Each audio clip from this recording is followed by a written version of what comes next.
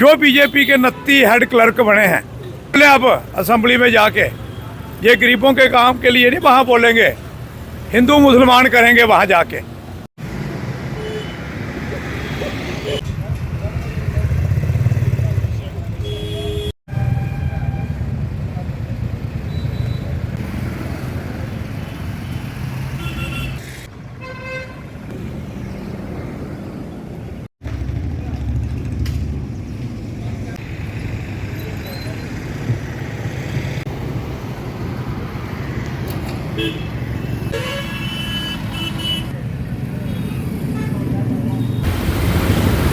ये जो हड़ताल पे बैठे हैं सफाई कर्मचारी, एक तो इनकी डिमांड है कि जो डिस्ट्रिक्ट के अंदर मुझे लगता है कोई 70-80 के करीब इनके एम्प्लॉई हैं जो डेली वेजर हैं, जो काम सरकार ने करना चाहिए था।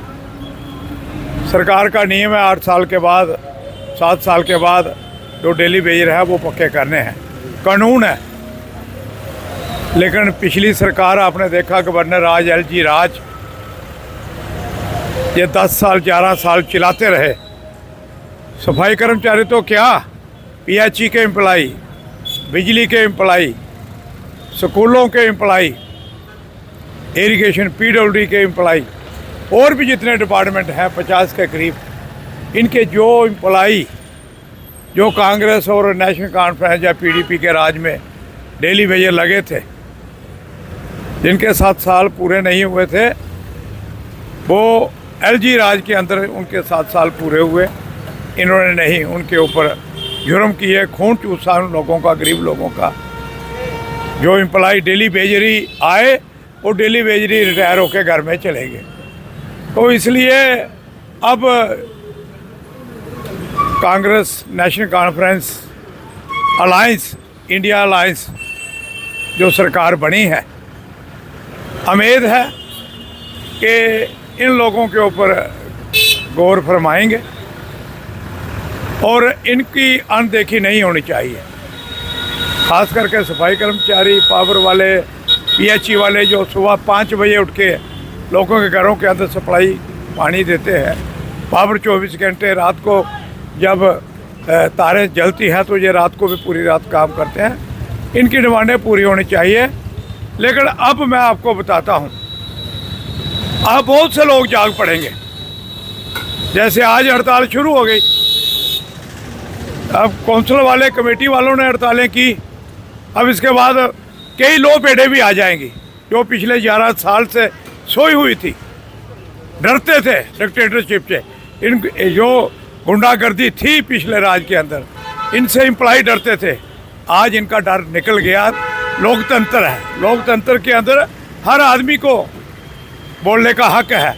लेकिन जिन्होंने हड़ताल की उनकी डिमांड पूरी होनी चाहिए। सरकार भी जागेगी। सरकार ने वादे भी किए हैं, बिजली फ्री का वादा किया है, राशन का वादा किया है। अब सरकार से बहुत सी उम्मीदें हैं।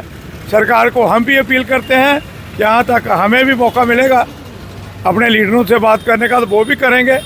जो वादे किए हैं वो पूरे करने चाहिए डेली वेजरों के। अब ये जो आज हड़ताल शुरू हो गई, जो बीजेपी के 29 हेड क्लर्क बने हैं, एक तो बेचारे की डेथ हो गई, देवेंद्र सिंह राणा की, भगवान उनको स्वर्ग में जगह दे। लेकिन ये भी बोले अब असेंबली में जाके ये गरीबों के काम के लिए नहीं वहाँ बोलेंगे। जैसे महाराष्ट्र के अंदर, UP के अंदर, झारखंड के अंदर आज इलेक्शन का बिगड़ बज रहा है और ये जो लोग हैं घटिया किस्म के भाषण दे रहे हैं, बटेंगे तो कटेंगे। ये मुल्क सेकुलर है मेरे भाई। एक तरफ नारा देते हो सबका साथ, सबका विकास, सबका विश्वास, दूसरी तरफ कहते हैं कटोगे तो बटोगे। किसको कहते हो आप लोग? कौन सी जुबान से बोलते? देश को बांटना चाहते हो? समाज को बांटना चाहते हो? हिंदू आपसे ज़्यादा हिंदू हम लोग हैं, लेकिन आप जैसे हिंदू नहीं हैं। लोगों के दूसरे मजहबों के ऊपर जाके आप अपने झंडे फहराओ और उनको गाली निकालो, ये बात ठीक नहीं है। चाहे कोई भी कौम हो, कोई भी किसी की कौम के ऊपर कोई सवाल नहीं उठना चाहिए। मिल के इस मुल्क के अंदर रहना चाहिए। ये जो मुल्क के हालात ये ख़राब कर रहे हैं, मैं कठुआ की जनता को अपील करता हूँ, मिला क्या आप लोगों के बच्चों को नौकरी मिली इन 12 सालों के अंदर? 11 साल इन्होंने राज किया, क्या मिला आप लोगों को इन 11 सालों? ये कहते थे काला धन वापस लाएंगे, लाया? ये कहते 15 लाख देंगे, दिया? ये कहते 2 करोड़ साल की नौकरी देंगे, दिया? वो तो 5 साल पहले से 2014 वाले 2018 तक, उसके बाद भी आप आज तक ये राज करें। नौजवान नशे के जा रहा है, एक बच्चा रोज का यहाँ डिस्ट्रिक्ट कठुआ के अंदर जिसकी डेथ होती है जो नशे के अंदर, चोरियाँ डकैतियाँ शरेआम आप देख रहे हो रोज हो रही हैं, तो फिर बच्चे क्या करें? ये सरकार ही इसकी जिम्मेवार है। मेरी एक बात पूछो इन बीजेपी के एजेंटों को जो 29 हेड क्लर्क बने हैं, इनको भी पूछो। आप कालीबड़ी गए थे, हटरी मोड़ जाओ, देखो क्या हाल है। अभी 1 घंटा जाम में फंसा था। दियाले चक में जाओ, जहाँ फंसा हज़ारों लोगों की जानें ली है इस एक्सप्रेस वे ने, हज़ारों लोगों की। कौन जिम्मेवार है इसका? पैसे खा के आपके सामने मेगा कंपनी से 800 करोड़ रुपए रिश्वत ली इन बीजेपी वालों ने। वो ऑनरेबल सुप्रीम कोर्ट ने जब बोला तो तब वो बाहर निकला। तो इसलिए ये जो कठुए की जनता आप लोगों ने बांटा, बीजेपी को वोट डाले, लेकिन उसका अब मुफाद देख लो आपको क्या मिल रहा है। पूरे शहर के अंदर ये सामने यहाँ पानी रहता है, डीसी ऑफिस के बाहर पानी रहता है, रोज पानी होता है सुबह सड़क के ऊपर। पूरा शहर टूटा हुआ है, पूरी गलियाँ टूटी हुई हैं। है कहीं लाइट, स्ट्रीट लाइट जगती है कहीं? कहाँ है डेवलपमेंट? ना की जीरो कठुआ के अंदर, आवारा पशु जीरो। आवारा पशु किसकी देन है? वो भी एडमिनिस्ट्रेशन की देन है, पुलिस की देन है। नहीं तो ये बड़े बड़े सांड 2-2 टन के 5-5 टन के वो सामने ये घूम रहे हैं, ये लोगों ने थोड़े रखे हैं। ये जो पकड़ते हैं गाड़ियाँ, फ़ोटो खिंचाते हैं, 25 मवेशी पकड़ लिया, आप टीवी में बताते हो लोगों को, उसके बाद जाते कहाँ हैं? लोगों को मारने के लिए ये छोड़ते हैं। इसलिए बहुत बुरा हाल है। हाँ, फिर हड़ताल पर चले गए और शहर में गंदगी फैलना आज से ही शुरू हो गई। इसके बारे में क्या? देखिए जी, बिल्कुल दुरुस्त है आपने फरमाया कि जो सफाई कर्मचारी हैं पूरे शहर में और ख़ासकर मेरे ख्याल में जम्मू कश्मीर में वो हड़ताल पे गए हुए हैं। ये वाक़या मुझे सुबह पता चला क्योंकि हमारे पीछे एक बछड़ा वो मर गया था, तो हमने अप्रोच किया। वो कह रहे हैं कि सफाई कर्मचारी पिछले 1 दिन से हड़ताल पे हैं।